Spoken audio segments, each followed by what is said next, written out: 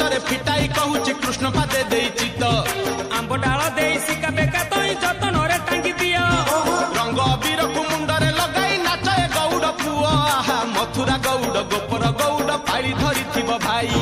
ରାଧାରାଣୀଙ୍କର ତାଟକ ଚୋରିର ବିଷୟ ଗାଇବି ମୁହିଁ ଦୋଳ ବିମାନରେ ଶ୍ୟାମ ସୁନ୍ଦର ନାଚିବ ନାଚିବ ବାନ୍ଧି ଘୁଙ୍ଗୁର ନାଚିବ ନାଚିବ ବାନ୍ଧି ଘୁଙ୍ଗୁର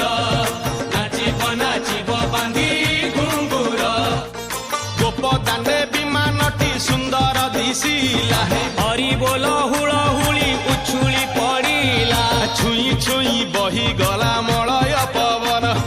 ରହି ରହି ମହକିଲା ଅଗୁରୁ ଚନ୍ଦନ ଥେଇ ଥେଇ ନାଚୁଥିଲେ ଗୋପ ଗୋପୀ ଗଣ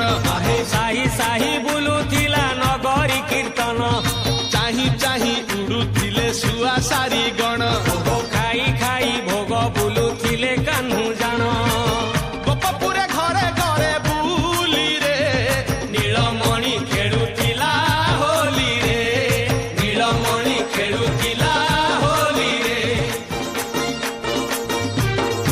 ଅବିର ପକେଇ ବିମାନ ସଜେଇ ସବୁରି ଘରକୁ ଗଲେ